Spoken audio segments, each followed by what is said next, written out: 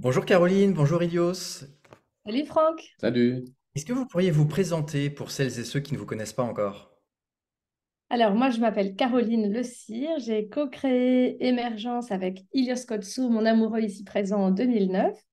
Il y a plein de projets qui gravitent autour d'Émergence, notamment une application qui s'appelle Présence.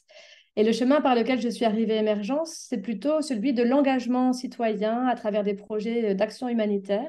Et je continue cette militance qui se greffe finalement dans les projets d'émergence, mais on aura l'occasion d'en parler, je pense. Et dire peut-être aussi qu'on a une fille à deux qui s'appelle Néphélie et voilà, qui est une grande source d'émerveillement, mais on va en parler aussi, je pense. Et toi?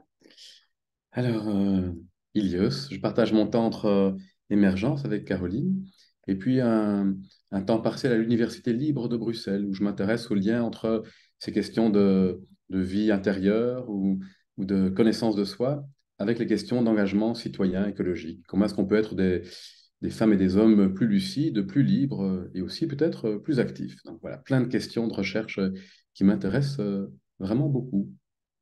Merci beaucoup Ilios, merci Caroline. Et puis pour ma part, donc Franck Blo, donc je travaille pour Karuna Setchen depuis presque 13 ans maintenant. Et je crois que je vous connais depuis aussi longtemps, parce que je vous ai rencontré dans le cadre, j'ai eu la chance de vous rencontrer dans le cadre de Karuna. Ça fait plus de 11 ans que Karuna et Emergence sont partenaires, ou sont des associations sœurs, on pourrait dire. Et donc je suis ravi de vous retrouver ce matin. Un grand merci pour votre temps, je sais que vous êtes très occupé. Est-ce que vous pourriez nous parler des rencontres Émergence? Oui, écoute, les journées émergence, finalement, c'est l'événement par lequel est née notre association. Donc, on a créé finalement l'association en même temps que ces journées en 2009. Et l'idée, elle émerge vraiment de cette rencontre entre Ilias et moi. Je l'ai un petit peu dit en me présentant. Moi qui depuis toujours, je me rappelle, j'ai cette soif de justice, envie de m'engager, de changer le monde. Un côté, tu sais, jamais à m'arrêter, au fait. Toujours voir le combat suivant à mener. Et donc, on s'est rencontrés, Ilias et moi, dans la rue. Justement, j'avais un job, mais qui constituait finalement un engagement puisque j'essayais d'encourager les gens à devenir des donateurs, des donatrices pour Médecins sans frontières. Et bref, chemin faisant, on a créé cette association après être devenus des amoureux, des amoureuses. Et Ilios, il a amené, je crois, à cette aventure toute cette connaissance de soi. Moi, je n'étais pas du tout familière de cette connaissance de soi. J'étais vraiment étrangère et j'étais même peut-être même suspicieuse. Et donc, on a vraiment pu allier nos engagements pour créer une association et pour créer ces rencontres qui finalement permettent aux gens de venir vivre un temps d'intériorité ensemble.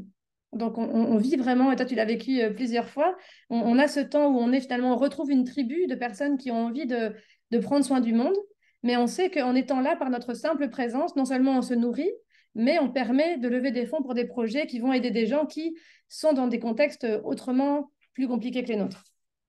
Et donc, Ilios, qui, comme il a dit, il est à mi-temps à la fac, c'est venu aussi, et il en parlera mieux que moi, je pense, mais cette idée de décloisonner les savoirs. Souvent, les savoirs scientifiques sont cloisonnés, ils sont non seulement cloisonnés, et puis surtout, ils ne sont pas mis à disposition de tout le monde. Il y a peu d'espaces de vulgarisation qui sont en même temps des chouettes espaces d'inspiration. On peut tomber très vite dans la simplification. Et donc, on a voulu créer finalement des conférences auxquelles on aurait envie d'assister, mais qui en plus ont ce surplus d'âme. On sait qu'en étant là, on aide le monde à aller mieux, pas que en se transformant nous-mêmes, mais aussi en levant des fonds, quoi. Notamment pour Carona cette chaîne, cette association sœur qu'on aime tant. Je crois qu'Arine a tout dit, l'essentiel en tout cas, l'essentiel a été dit.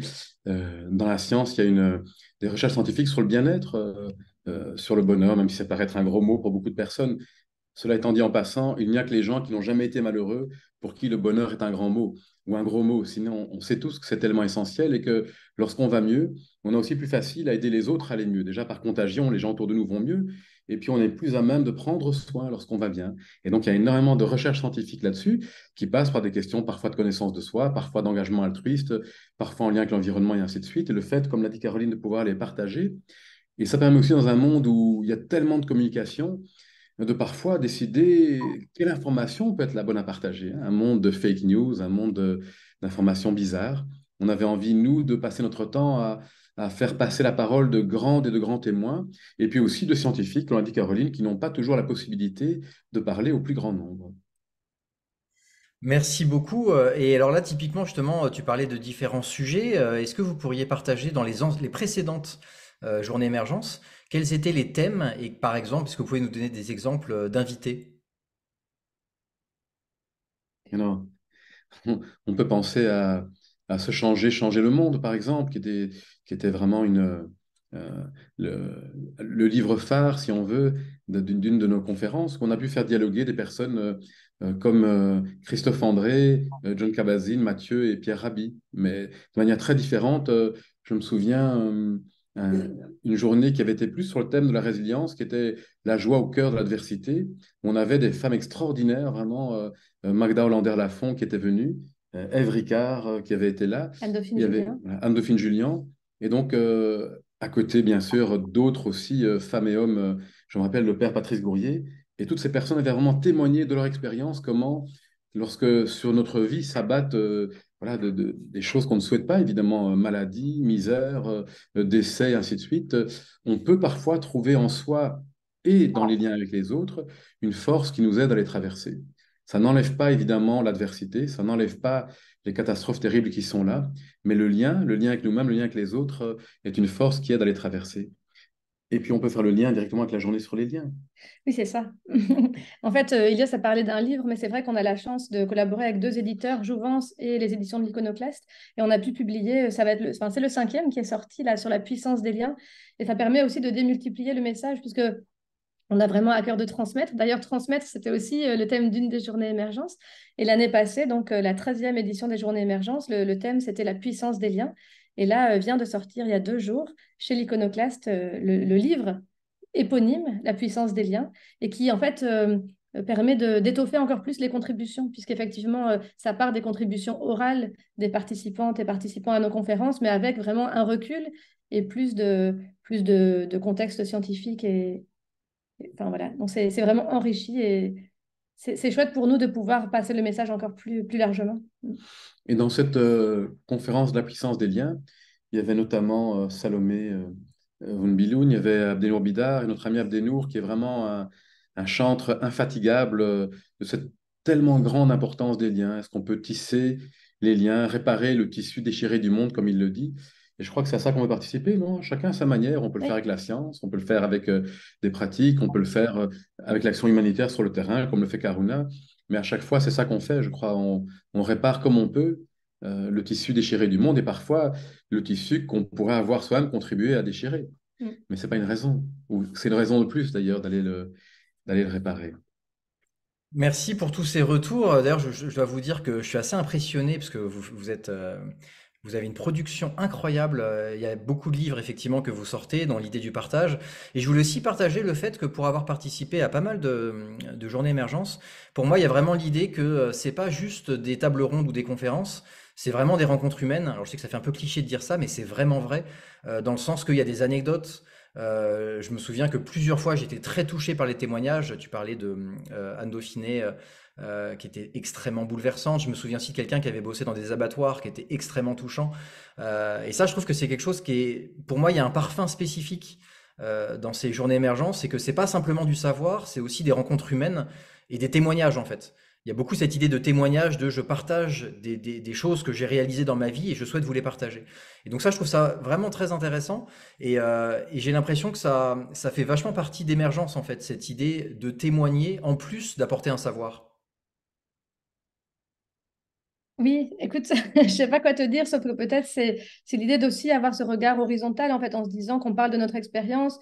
C'est pas qu'on veut convaincre, c'est pas qu'on veut euh, oui pousser les gens à croire. Même dans nous deux, on partage la pleine conscience et l'idée souvent c'est de dire, mais ne croyez pas ce qu'on dit, croyez ce qui va se passer en vous, croyez ce que vous allez éprouver.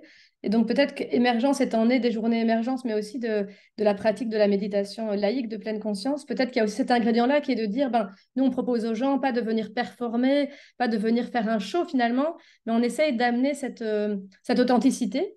Et en général, voilà, les personnes qui viennent, elles viennent aussi, bon voilà, c'est vrai que c'est Mathieu Ricard qui est aussi la personne qui est vraiment on va dire le cofondateur de ces journées avec nous. C'est lui qui est présent depuis le début de cette aventure en 2009, qui contribue à chercher finalement les personnalités qu'on va inviter, même réfléchir au thème qu'on va aborder. Cette année, le thème de l'émerveillement, c'est un thème qui est très cher aussi, je sais, à Karuna Setchen et à Mathieu.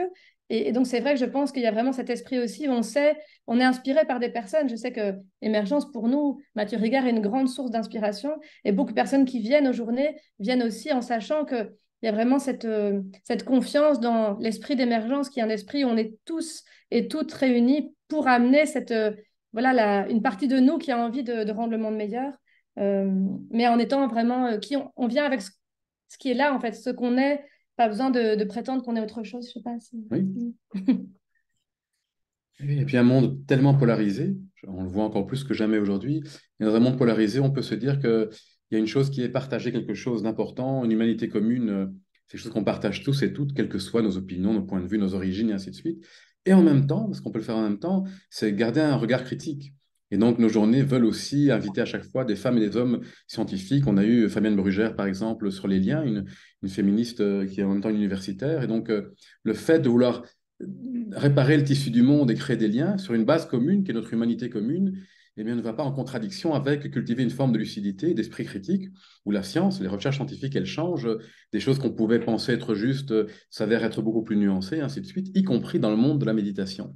Et donc, je pense qu'il y a vraiment les deux côtés qui sont là, un côté qui est plutôt le côté du lien, l'autre côté qui est le côté de la connaissance et d'un esprit critique qu'on peut aussi cultiver. Et alors, vous parliez du coup du thème de cette année. Comment vous avez choisi ce thème de l'émerveillement? Alors, t'en as parlé un petit peu, Caroline, du coup, parce que ça fait un peu une influence de Mathieu, parce que Mathieu, effectivement, écrit beaucoup de... Il adore faire des photos et il a publié déjà des livres liés à l'émerveillement. Mais pourquoi est-ce que vous avez choisi ce thème-là? Alors, je crois que ça a été vraiment une suite logique de ce qu'on avait fait jusqu'à maintenant, puisque on s'est intéressé bien sûr à la question intérieure en lien avec l'environnement extérieur, se changer, changer le monde, à comment transmettre, à prendre soin de la vie, à la période de la fin de vie qui était juste avant les liens, cette question comment la mort éclaire la vie. Et puis il y avait un élément qu'on n'avait pas abordé qui était transversal et qui est, au fond, on vit dans un monde avec tellement de douleurs, de difficultés, de souffrances, d'attentats terroristes, de tout ce qu'on voit aujourd'hui. Et à côté de ça, il y a des choses tellement belles. Et Caroline, je lui laisserai raconter cette citation de Johanna Messi, mais qui nous dit que plus le monde est difficile, plus on a besoin peut-être de force, d'énergie, d'amour pour pouvoir l'aider à aller mieux. Et c'est dans cette idée que l'émerveillement, voir ce qu'il y a de beau, être touché par la beauté, qu'elle soit la beauté de la nature, la beauté des comportements prosociaux, la beauté parfois tout simplement de l'univers, la beauté d'une découverte scientifique aussi, tout ça, l'émerveillement nous ouvre, nous fait aimer, et aimer nous amène à prendre soin. Et je crois que c'était une évidence pour Mathieu, mais quand il nous en a parlé, et puis avec toi aussi, avec Aruna, c'était une évidence pour tout le monde. Oui, moi, ce que je trouve assez étonnant, pour pas dire magique, c'est que souvent les thèmes euh, sont souvent d'actualité. En fait, alors peut-être c'est des thèmes qui sont transversaux, comme l'a dit Ilios, et finalement on peut trouver une résonance, mais je trouve que cette année, alors qu'on est en plein dans cette actualité qui est dramatique, pouvoir amener l'émerveillement, j'ai l'impression que ça peut amener des ressources vraiment. J'en parlais ce matin avec un ami, c'est peut-être pas le réflexe qu'on aurait naturellement de se dire, moi je vais aller m'enfermer dans une salle avec 1000 personnes pour parler d'émerveillement, alors que finalement tout pourrait nous pousser à nous refermer sur nous-mêmes. Et j'ai l'impression que souvent, par exemple, quand on a parlé de la mort, c'était juste après le Covid. Et ça vient apaiser peut-être à des endroits où c'est difficile d'aller et on peut le faire ensemble. Et Ilios parlait justement de Joanna Macy, qui est vraiment une grande inspiration pour moi, pour nous, cette penseuse éco-féministe militante pour l'environnement depuis des années, hein, qui a près de 100 ans maintenant, qui est encore en vie aujourd'hui aux États-Unis. Et c'est vrai qu'il y a cette très belle citation dont a parlé Ilios, mais plus largement, elle a proposé une méthodologie qui s'appelle le travail qui relie. Moi, j'anime notamment des ateliers de travail qui relie. Et ce que je trouve intéressant en lien avec ce qu'on fait peut-être lors de ces journées émergentes, c'est de pouvoir aller ensemble dans les endroits aussi qui sont douloureux. Et donc, voilà, émergence, c'est pas, on va pas pleurer ensemble forcément, mais on va pouvoir aller explorer et la joie et la gratitude, mais aussi on va parfois, tu l'as vécu, on va parfois dans des moments extrêmement sensibles, extrêmement, voilà, avec plein d'émotions, mais on est ensemble pour recevoir ça, on vit cette expérience ensemble. Et Joanna Macy, elle célèbre vraiment ça, elle montre à quel point le fait de vivre ces expériences ensemble, ça nous rend fort parce qu'on peut c'est pas pareil de traverser une émotion seule ou tous ensemble.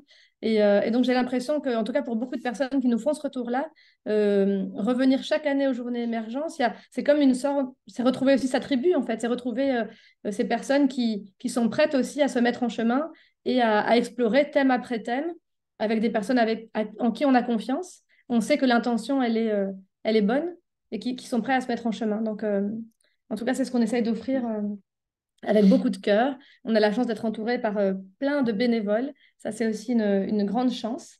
Des personnes qui viennent vraiment nous aider à contribuer, à organiser, à amener leur présence, leur joie, leurs mains, voilà, toute leur énergie pour que ces journées se déroulent. Ben, voilà, voilà, c'est quand même un énorme travail d'organisation de réunir voilà, autant de personnes sur une journée. Donc, moi, j'ai beaucoup de gratitude. Aussi. Ouais. Et je pensais à Mathieu Ricard, mais pas seulement à lui, aux scientifiques qui seront là, Jean-Philippe Pierron, Belinda Cannon, Emmanuel Pouille-de-Bas, Emmanuel Jeun, tous des scientifiques qui seront là aux Journées sur l'émerveillement. Et la science, c'est de l'émerveillement, en fait. Et dans un monde où on se défie beaucoup de tout, je pense qu'il y a une défiance pour la recherche scientifique, parce que la science, c'est pas une chose, mais pour la recherche scientifique en ce moment, alors que la plupart des scientifiques, en tout cas celles et ceux que je connais, sont des gens qui cherchent vraiment quelque chose et qui sont en lien avec le merveilleux. En fait, faire de la recherche scientifique, c'est aussi s'émerveiller, que ce soit pour le plus petit ou le plus grand, c'est nous rendre compte que le monde, il y a encore tellement de choses à connaître et que la connaissance passe aussi par l'émerveillement. Et ce sont souvent ces femmes et ces hommes des gens qui ont à cœur de partager l'émerveillement. Et on n'a pas toujours l'occasion de le faire de cette manière-là voilà, dans les situations de vie. Et donc, je me réjouis. Et donc, je reviens à Mathieu. Mathieu, qui est un scientifique à la base, puisqu'il est docteur en biologie moléculaire. Et encore une personne incroyable, non, qui a pu mettre ensemble ce côté de la science avec celui, par exemple, de la vie contemplative. Et donc, au cœur de tout ça, l'émerveillement. Merci beaucoup pour toutes ces précisions. Par rapport à l'émerveillement, comment est-ce que vous arrivez à trouver l'équilibre entre le fait de s'émerveiller, qui est important, et le fait de s'indigner, qui est aussi important? Est-ce qu'il n'y a pas une contradiction? Je sais que parfois, dans l'esprit des gens, il y a un peu cette idée que s'émerveiller, c'est un peu naïf, c'est un peu le monde des bisounours. Comment est-ce que vous arrivez à faire le lien? Parce que je sais que tous les deux, vous êtes des acteurs et actrices du changement. Comment vous arrivez à avoir parfois cette indignation qui pousse à l'action et en même temps à trouver des moments d'émerveillement? Moi, en tout cas, je parlais tout à l'heure de Johanna Messier, du travail qui relie. J'ai l'impression, tu vois, que dans cette spirale du travail qui relie, on passe par ce moment où on s'ancre dans la gratitude, on s'ancre dans l'émerveillement. On peut imaginer comme quand on va descendre une pente à ski, bah, si on a besoin de remonter, il faut qu'on prenne de l'élan. Donc voilà, donc l'idée c'est que si on doit faire face à on a des enjeux terribles, hein, voilà, Mathieu est un de ceux qui lève vraiment sa voix haut et fort pour dire à quel point la planète enfin, peut-être pas la planète, mais l'humanité est en danger, voilà, et l'humanité aussi par ses comportements qui met en danger toutes les autres espèces. Mais voilà, si on a besoin de trouver toutes ces forces, l'émerveillement, la gratitude, les liens qui nous soutiennent, c'est vraiment une étape qui est essentielle et on va à chaque fois renouveler cet engagement. Donc, à chaque fois qu'on se sent découragé, quand on a l'impression que l'horizon, il est vraiment très, très menacé, on peut repuiser dans ce réservoir de gratitude, d'émerveillement. Et moi, en tout cas, j'en fais l'expérience régulièrement. J'ai une tendance à l'éco-anxiété assez importante. Et je sais que je crois que la méditation, la vie contemplative, elle permet ça aussi, de pouvoir voir dans la vie du quotidien toutes ces petites choses qui nous ouvrent à l'émerveillement, pour ne pas oublier qu'on est en vie là maintenant, qu'il y a tous ces combats, il y a toutes ces choses qui ne vont pas, mais on a un corps, on a ce qui est là en nous maintenant, et voilà, de se raccrocher à toutes ces belles sources d'émerveillement pour trouver de la force dans les combats. En tout cas, moi, c'est ce que je pourrais dire là-dessus. C'était bien dit, je trouve. Mm. Je crois qu'il n'y a pas d'injonction, en tout cas, à avoir. Et nous, on n'est pas. Je pense qu'on n'a jamais été dans une injonction, que ce soit pour la méditation, l'émerveillement, le reste. On propose quelque chose qui nous semble beau, utile. Et après, si les personnes veulent venir et qu'elles veulent le partager, on est content. Mais c'est vraiment important parce que l'idée, c'est pas vous devez vous émerveiller, ça n'aurait aucun sens. S'émerveiller tout le temps, en toutes circonstances, en tout contexte, ça serait bien sûr pas approprié. Après, comme le dit très justement Caroline, sans émerveillement, en tout cas pour nous, mais les études le disent aussi, la vie semblerait très difficile. Les émotions dites négatives, donc l'indignation, si dedans il y a de la colère, autant la colère peut être un moteur utile pour aller lutter contre une injustice, autant elle va réduire le champ attentionnel et on ne voit plus que les menaces. Et on peut, sous le coup de la colère aussi, se comporter de manière très, très injuste au nom de la justice, et on le voit partout. Et ce n'est pas un reproche, on peut toutes et tous tomber là-dedans. Et donc la peur, aussi une émotion qui est utile, elle nous permet de nous protéger, mais elle referme le champ intentionnel et tout le monde devient une menace. Et donc le fait de cultiver volontairement des états d'âme qui nous ouvrent le champ intentionnel, bien sûr qu'ils sont nécessaires pour notre, comme dit Caroline, l'énergie pour aller lutter, mais aussi l'énergie pour vivre. Parce que dans ce monde, bien sûr, nous les privilégiés, dans le monde, c'est pas comme ça, mais pour les gens qui sont privilégiés, on vit dans un monde où il y a de la douleur, mais il y a aussi de la joie, où il y a des horreurs, il y a aussi des beautés. Et la question, c'est sommes-nous toujours capables de voir ce qui va pour continuer à le cultiver, à le soigner, à s'en nourrir, et essayer de participer à quelque chose qui soit un peu moins douloureux, soulager un peu de souffrance en nous, autour de nous. Merci beaucoup. Oui, pour moi, il y a quelque chose dans ce que tu dis que je trouve très important, c'est l'idée de cultiver quelque chose. Et tu t'en parlais, Caroline, l'idée de la gratitude. Il y a vraiment quelque chose qui se cultive, qui va pas forcément de soi, qui demande un petit effort. Et je voulais rebondir aussi sur l'idée de l'engagement par l'émerveillement. J'aime beaucoup prendre cet exemple parce que chez Karuna, on parle énormément de ça, bien sûr, avec l'influence de Mathieu. Pour Mathieu, c'est comme l'idée de l'altruisme. Pour lui, l'état d'esprit altruiste, c'est un des antidotes au problème du monde. Et parfois, on peut nous dire, non, mais c'est très naïf, l'altruisme et autres. Et en fait, pour moi, il y a l'idée que bah, si dans le cœur, par exemple, j'aime la nature, si ça m'émerveille, en fait, naturellement, je vais avoir envie de prendre soin de la nature. Et donc, bien sûr, je peux aussi être indigné face à des grandes entreprises, face à de la pollution, voilà, bien sûr, je peux être indigné. Mais si je suis que dans l'indignation, je risque de m'épuiser. Et ça m'empêche pas, en fait, de me dire, bah, j'adore mon jardin, je prends soin de mon jardin, je prends soin de la nature. Donc, il y a vraiment, pour moi, dans l'émerveillement, c'est très vite lié au thème de prendre soin, finalement. Et du coup, il y a un élan d'action, mais qui vient d'un élan de joie plutôt qu'un élan d'indignation. Et donc, nous, chez Karuna, je sais qu'on insiste beaucoup pour dire que l'indignation, elle est tout à fait normale et on la comprend, mais peut-être qu'on peut aussi agir par cet émerveillement. Et je trouve que vous deux, vous êtes vraiment des exemples parfaits de ça, puisque vous avez toujours le sourire, même dans des situations difficiles. Je sais que les rencontres émergentes, c'est incroyable pour celles et ceux qui ne sont pas allés.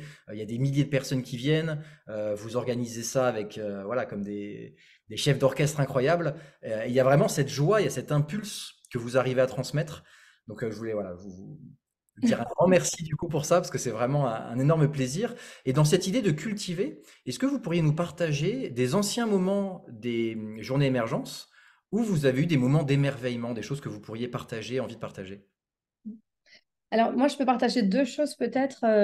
Depuis le début des journées émergence, depuis même la première édition, je pense, on a invité des artistes, des musiciennes, des musiciens qui viennent ponctuer ces journées par la présence, finalement, donc ce sont des pauses contemplatives, on va dire, enfin, je sais pas, où la musique est vraiment un ingrédient essentiel, en fait. C'est vraiment une partie en soi du programme. C'est pas c'est pas une pause, en fait. C'est vraiment, voilà, ça fait partie de l'atmosphère des journées, toi qui y as été. Et moi, je vis souvent des moments d'émotion intense et d'émerveillement, parce qu'en fait, c'est une manière aussi d'intégrer ce qui a été reçu. Voilà, comme on le disait, il y a des scientifiques qui viennent, il y a des personnes qui viennent livrer un témoignage, parfois des scientifiques, comme tu le disais, qui parlent aussi à la première personne. Cette magie particulière des journées émergence où on entend parfois des personnes qui sont des grands spécialistes, des grandes spécialistes, mais qui vont parler avec une authenticité, une proximité vraiment qu'on ne voit pas souvent dans des colloques, on va dire des colloques scientifiques.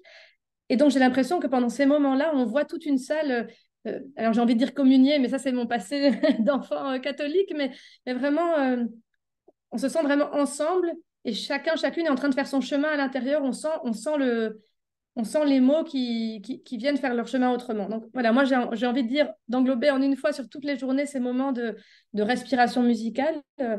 Voilà, j'ai souvent des larmes qui me viennent. Enfin voilà, et on voit, en fait, on croise parfois des regards. Enfin voilà, donc en tout cas, il y a ça.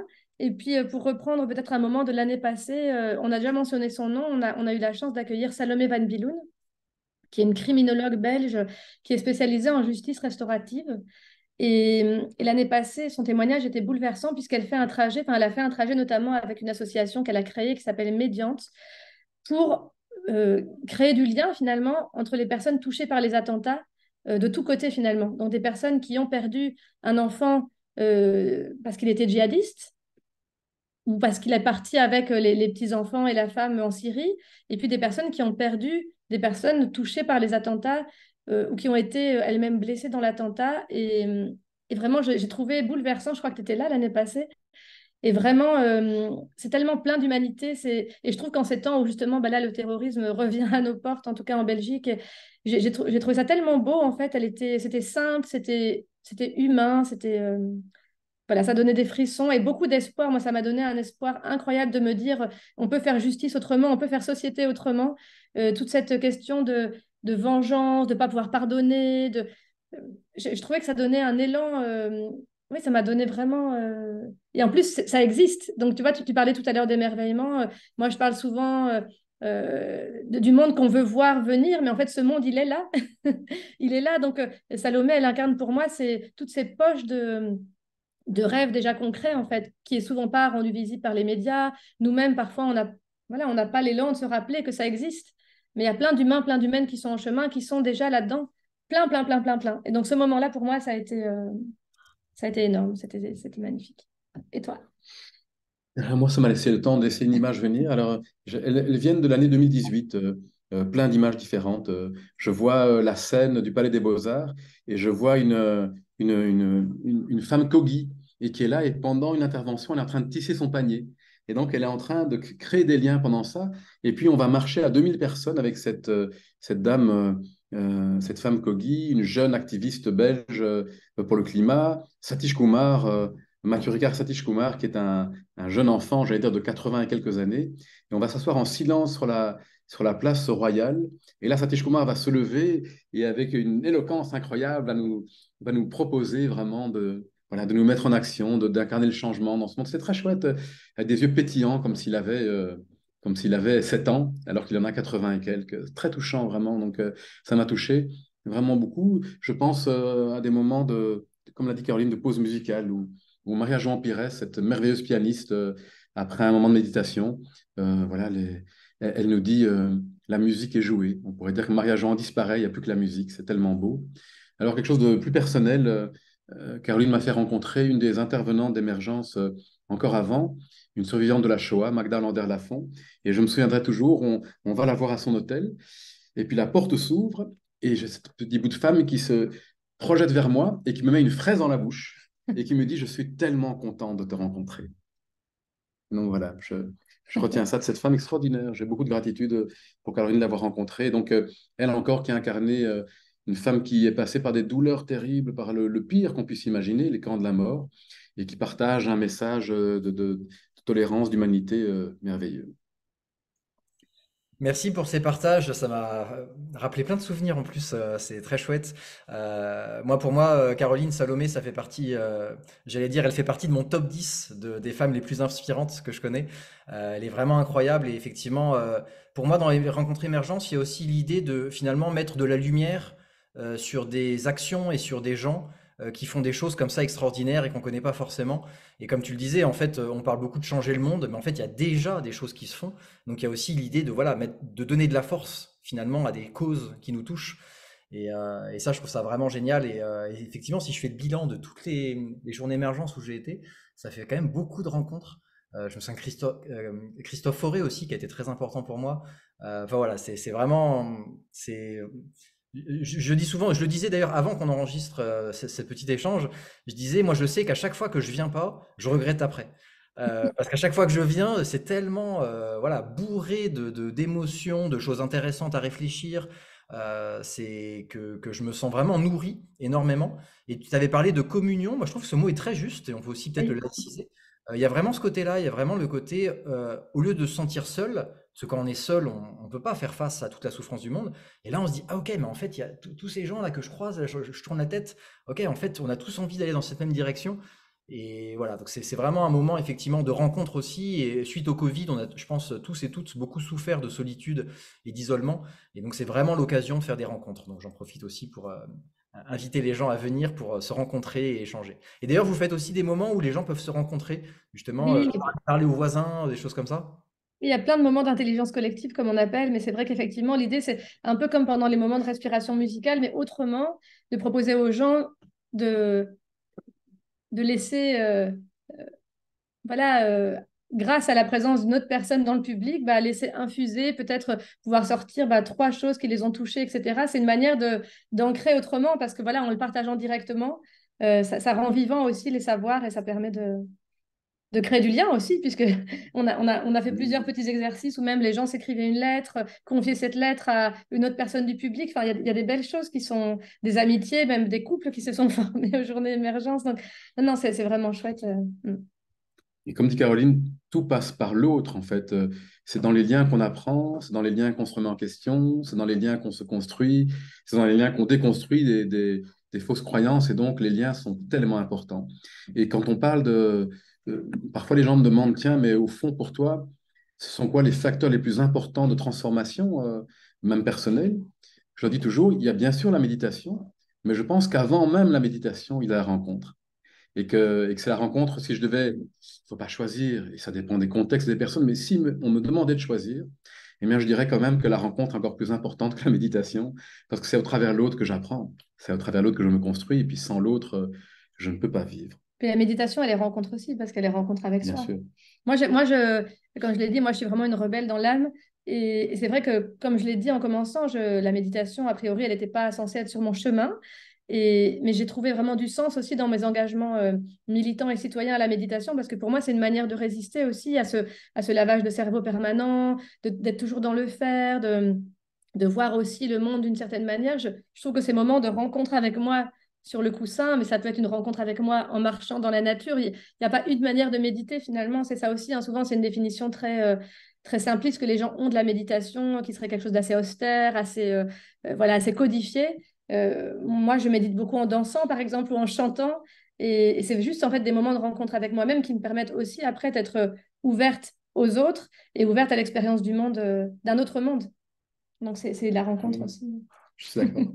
Et alors, vous parlez du coup de rencontres et de méditation. J'en profite pour parler de Présence, parce que vous avez fondé aussi Présence, qui est en même temps une application. C'est plus que ça, c'est une communauté, c'est un groupe de personnes qui se réunissent pour pratiquer ensemble. C'était pendant le Covid et ça continue à exister. Donc pour moi, il y a vraiment cette idée effectivement de présence, que finalement, c'est des moments, tu parlais Ilios, de la rencontre. Et effectivement, dans cette rencontre, du coup, c'est deux personnes qui se rencontrent, deux présences finalement, c'est la présence à l'autre. Est-ce que vous pouvez nous parler un petit peu de ce programme, de ce projet Présence? Mais d'ailleurs, pour le petit clin d'œil, Caroline avait trouvé un super slogan, la première application de rencontre avec soi-même. Parce qu'il y en a plein pour rencontrer les autres, pour se rencontrer soi. Et puis, si on veut bien rencontrer quelqu'un, c'est peut-être utile parfois de se rencontrer soi-même aussi. Et donc, on s'est dit, oui, il y a là tellement en termes de résilience, en fait, en termes de résilience, d'équilibre personnel, d'équilibre émotionnel, il y a beaucoup de pratiques qui existent et elles ne sont pas toujours accessibles au plus grand nombre. Et là, il y a eu tout un groupe de personnes pendant le Covid, dont tu as fait partie, qui ont généreusement et bénévolement se sont dit qu'est-ce qu'on peut faire? Puisque justement, aller rencontrer les autres, c'était les mettre en danger parfois avec le virus. Par contre, rester chez soi, c'était ce qui était recommandé, mais on voulait quand même participer. Et là, il y a eu des milliers même de séances gratuites de méditation qu'on a proposées, où il y a des personnes qui ont pu tout à coup retrouver un peu de sérénité, un peu de confiance.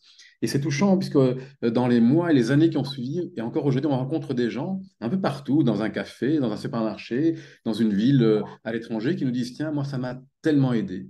Ou alors, Des gens qui étaient en chimio, par exemple, il y a pas mal de gens qui ont eu cette annonce de cancer au moment de la pandémie et qui se sont retrouvés du coup encore plus seuls parce que vraiment, bah, étant avec le système immunitaire beaucoup plus fragilisé, pouvaient encore moins voir de monde, étaient tout seuls pendant ces moments de traitement alors qu'on sait à quel point là, on a besoin de soutien. Et là, moi, j'ai régulièrement eu des personnes qui m'ont dit ça a transformé mon expérience de la maladie parce que j'étais obligée d'être seule et je n'étais pas seule en fait. Mais il y a plein d'expériences comme ça. Mais oui. c'est vrai que je pense à ces personnes-là parce que voilà, la maladie, elle est très présente. On accompagne pour l'instant un ami malade et on voit à quel point le fait d'avoir une tribu autour de soi, elle est salutaire. Et donc, pour ces personnes qui ont traversé la maladie seules pendant le Covid, avec en plus la peur voilà, de ne pas pouvoir avoir le traitement, d'être malade. Enfin, bref, il y a plein de belles rencontres qui ont pu se nouer. Et c'est vrai que c'est devenu une application. Et la raison pour laquelle c'est aussi. Moi, je suis très contente que cette appli ait vu le jour, même si à la base, j'étais pas. Voilà, j'étais plus sceptique en fait, parce qu'en me disant, ben, amener encore les gens derrière les écrans, vraiment, est-ce qu'on ne va pas les envoyer dans la forêt? Mais c'était un peu primaire comme réflexe dans le sens où là, la présence de la méditation dans le téléphone, où finalement bah, tout le monde a son téléphone tout le temps à portée de main, ça permet d'offrir des pauses très accessibles. On n'a pas besoin de rejoindre un groupe, on n'a pas besoin d'aller en dehors de chez soi, rejoindre un dojo. Voilà, donc c'est vraiment le fait de dire il n'y a plus d'excuses. Et puis en plus, surtout, c'est une appli qui est solidaire. Et ça, c'est quelque chose qui nous est cher. Toutes les activités d'émergence, y compris les journées d'émergence, depuis quelques années, on a vraiment fait confiance en disant chacune paye le tarif qui est possible. On fait confiance à cette solidarité. Comme on l'a dit, les journées d'émergence permettent de soutenir des projets solidaires, mais elles permettent aussi en elles-mêmes de permettre à des gens qui ont plus de payer plus pour que des gens qui ont moins et qui n'auraient pas pu venir aux journées puissent venir. Et l'appli, c'est la même chose en fait. C'est que si on n'a pas de sous, on peut avoir accès au même contenu. Par contre, si on a les moyens de payer l'abonnement, ben voilà, on sait qu'en payant l'abonnement, on permet à ce que cette appli, elle fonctionne, elle soit mise à jour, que l'énorme travail voilà, de configuration, de contenu soit fait. Mais on peut avoir accès parce que la santé mentale, c'est pas, comme le dit souvent Mathieu, l'altruisme, c'est pas un luxe, c'est une nécessité. La santé mentale, on le sait maintenant, les études scientifiques le montrent, il y a beaucoup, beaucoup de gens qui font face à une anxiété terrible et qui ont besoin d'avoir des outils. Et la méditation, elle est vraiment un outil précieux. Donc voilà, c'était aussi notre manière à nous, de manière très concrète, de mettre ces outils-là de la méditation qu'on ne peut pas offrir gratuitement dans les programmes qu'on propose chez Émergence au jardin, qu'on ne peut pas offrir complètement gratuitement, bah là, il y a vraiment moyen de pouvoir avoir accès voilà, si on fait partie des populations les plus fragilisées. Et puis, il n'y a pas une seule pratique contemplative Oui, il y en a bonne pour plein. tout le monde et en toutes circonstances. De toute façon, d'ailleurs, les pratiques contemplatives, évidemment, ne sont pas bonnes pour tout le monde en toutes circonstances. Comme tout, ça serait fou de penser ça. C'est ça. Et on a voulu offrir là une diversité de voix, de femmes, d'hommes, toutes des femmes, des hommes professionnels. Alors, il n'y a pas de vertu curative, évidemment, mais dans cette question d'équilibre et de résilience, chacune peut trouver en fonction du moment, quelque chose qui lui correspond peut-être. Oui. Donc, on a voulu ça aussi, une forme de qualité, de grande qualité, mais aussi de singularité, de diversité. Oui, je pense que ce qui rapproche peut-être présence, finalement, c'est un peu l'esprit d'émergence, puisque bah, tout comme les journées émergence, présence, tout ça, ça vient d'émergence, c'est de pas. Bien sûr, c'est des gens très compétents, c'est des spécialistes, mais qui viennent à hauteur. Ils sont à hauteur des hommes et des femmes à qui les programmes sont destinés. Il n'y a pas de relation de pouvoir, il n'y a pas de domination, on ne vient pas faire la leçon. Et je pense que ça, c'est quelque chose qui nous tient hyper fort à cœur, en fait. Oui, c'est vrai que Super. cette idée d'avoir des pratiquants et des pratiquantes, des personnes qui guident des méditations avec une sensibilité particulière, je trouve que c'est très, enfin moi c'est comme ça que je vous vois à Émergence en fait. Il y a vraiment cette idée justement d'être très inclusif, d'être très ouvert et d'accueillir plein de gens différents. Et ce que j'adore, c'est que du coup, j'invite les gens qui nous écoutent à aller du coup sur la page présence Facebook et à télécharger l'application. Et vous verrez qu'il y a plein de pratiquants et pratiquantes différentes, il y a plein de sensibilités différentes. Il y a des gens qui sont médecins, il y a des gens qui sont psy, il y a des gens qui sont coach. Enfin voilà, il y a plein de personnalités différentes. Et c'est vrai que du coup, de l'extérieur, ça permet de se connecter à la méditation par une sensibilité et par des angles différents. Donc ça, je trouve que c'est vraiment quelque chose voilà, de très particulier et je trouve que ça vous ressemble bien. C'est tout à fait ça, Émergence. Je sais que vous avez un immense merci pour votre temps. Je sais que vous êtes dans les préparatifs de ces fameuses journées Émergence. Je veux pas abuser de votre temps. Juste une dernière question. Parfois, on a un petit peu de pudeur d'être heureux.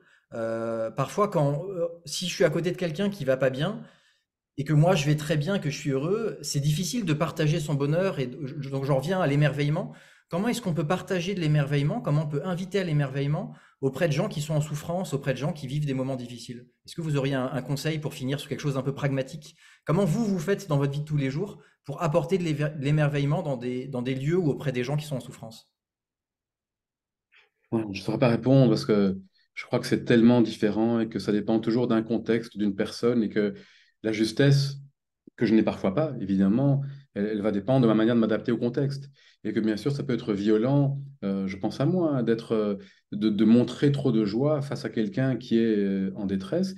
Et en même temps, je peux dire d'expérience personnelle, de côtoyer des personnes qui ont vécu les plus grands drames de la vie.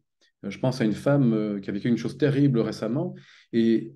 Alors, c'est pas que je vais lui partager absolument l'émerveillement, mais en tout cas, ce qui est sûr, c'est que de lui parler comme je parlerais à Caroline, de lui parler, on était tous les deux ensemble d'ailleurs, lui parler de manière ouverte. Et si j'étais émerveillé, tu me l'avais dit tout à l'heure, par la lune de hier soir, qui était là tout endormie dans un très beau nuage, je pense qu'elle l'appréciait beaucoup. Elle nous l'a dit d'ailleurs, elle l'appréciait beaucoup. Et donc, parfois, des personnes en douleur apprécient justement qu'on leur parle des choses belles, mais je crois que le plus simple, et c'est Anne-Dauphine Julien qui nous le rappelait, c'est de le demander. C'est que si je rencontre quelqu'un en difficulté, je peux lui dire, qu'est-ce qui te ferait du bien? Et parfois, on n'ose pas juste poser cette simple question qui va nous ouvrir en fait ce qui est possible. Parfois, la personne ne veut rien. Parfois, elle veut être juste en silence avec nous. Puis parfois, elle a envie de partager des histoires. Parfois, elle veut rire. Parfois, elle veut s'émerveiller. Donc, ça dépend chaque fois du contexte. Moi, je réfléchissais justement, si je devais répondre, je pensais justement à Anne-Dauphine et à Christophe André, qui ont tous les deux écrit un livre qui parle de consolation, qui ont tous les deux traversé des épreuves et qui ont été tous les deux présents aux Journées Émergence, Christophe André, de nombreuses fois. Et c'est vrai que ça part de là. En fait, comme je le disais, moi, la méditation, elle me permet aussi de me rééduquer. Parce qu'en fait, il y a plein de convenances sociales qui sont parfois finalement très malaisantes et qui ne sont pas bienvenues. On fait comme on a toujours fait, on est conditionné. Tu sais que moi, je suis très engagée dans le domaine du féminisme c'est aussi une manière de changer de regard. Et je trouve que par rapport à la souffrance humaine, on est souvent conditionné, on sait pas, on est souvent maladroit et maladroite en pensant qu'on fait bien. Tu vois, je pense à des moments d'enterrement, je pense à plein de moments quand les personnes sont en deuil, quand ils sont malades. C'est souvent des héritages du passé parce qu'on n'est pas à l'aise avec nos propres émotions, on ne sait pas prendre soin de nos émotions. Et je trouve qu'en tout cas, Anne-Dauphine et Christophe, qui en plus sont bien légitimes voilà, pour nous enseigner ou nous accompagner sur ce chemin, moi je dirais que c'est les références incontournables. Et c'est vrai que c'est cette idée de dire, bah, tiens, oser demander à la personne de quoi elle a besoin et oser lui partager peut-être qu'on est mal à l'aise et qu'on ne sait pas quoi faire.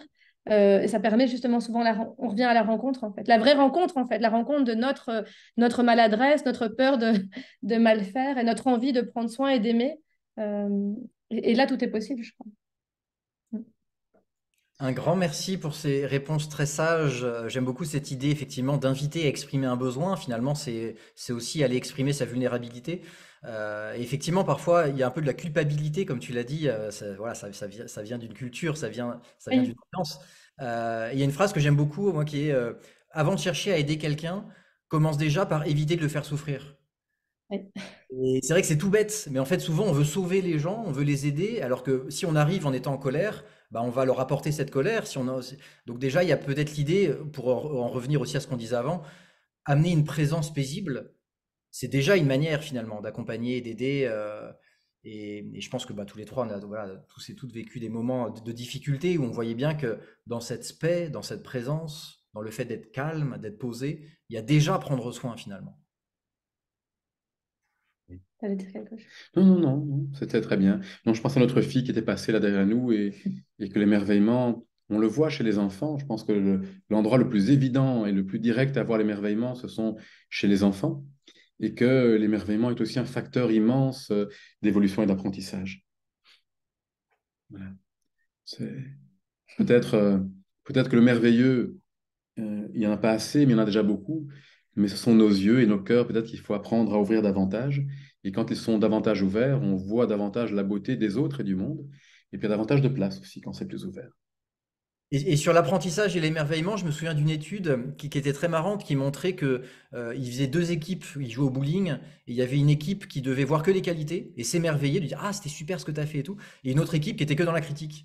Et ils se sont rendus compte qu'au bout d'une demi-heure, les scores n'avaient plus rien à voir et que l'équipe qui était que dans la critique, en fait, parce que culturellement aussi, je pense qu'on pense que la critique c'est toujours important, et c'est vrai que c'est important, mais parfois on n'est que dans la critique. Et en fait, cette étude, elle montrait que du coup, l'attitude de s'émerveiller, de s'encourager, en fait, ça amenait entre guillemets des performances, même si j'aime pas trop ce mot, mais il y a quand même cette idée de réussir par la joie et ne pas que réussir par le fait de se flageller et d'être dans la critique. Donc, on l'appliquera, mais dans mon cas, je dis ça, parce que j'étais au bowling il n'y a pas longtemps et ça marchait pas du tout. Donc je crois que j'étais ou pas assez émerveillé ou pas assez doué, mais j'ai été une vraie catastrophe, mais je me suis bien amusé. Merci, merci à vous pour votre temps. C'était un plaisir d'échanger avec vous. Et ce que j'adore aussi avec Emergence et Karuna, c'est qu'il y a aussi beaucoup d'amitié, il y a beaucoup de liens qui sont très forts. Et ça, je trouve que c'est aussi très important dans un moment difficile de montrer que les associations peuvent se mettre ensemble et que plusieurs associations peuvent être en alliance ensemble et que c'est pas chaque association reste dans son coin et agit dans son coin. Et ça, je trouve que c'est aussi quelque chose, en tout cas moi qui m'émerveille, de voir quand des associations peuvent voilà, faire cause commune et avancer ensemble. Donc un immense merci à vous. Ça fait plus de 11 ans que vous soutenez Karuna et que Karuna est, voilà, est partenaire avec vous. Je sais que Mathieu est le fil rouge Oui. des journées émergence. Et je me réjouis de ces journées. Un immense merci pour tout ce que vous faites. Ce que tu viens de dire, juste pour terminer, mais qui me semblait important, et Caroline, elle le dit souvent, c'est que dans le monde dans lequel on est, il y a tellement de choses positives, tellement de femmes, d'hommes aussi qui participent à ce que ce monde devient meilleur, mais la plupart d'entre nous, on se sent seul. Partout où on va, il y a des personnes qui disent, oui, mais je pense différemment, ou j'ai envie d'aider, mais je me sens tellement seul. Et ici, on va visibiliser au fond que nous ne sommes pas tellement seuls, nous sommes tellement nombreuses et que les enjeux, ben, ils sont à la hauteur, mais on est nombreuses aussi et ça peut nous encourager. Nous ne sommes pas seuls. Donc à bientôt aux Journées Émergence, Franck. À bientôt. À bientôt. Un immense merci et à très bientôt avec grand, grand plaisir. Bye bye.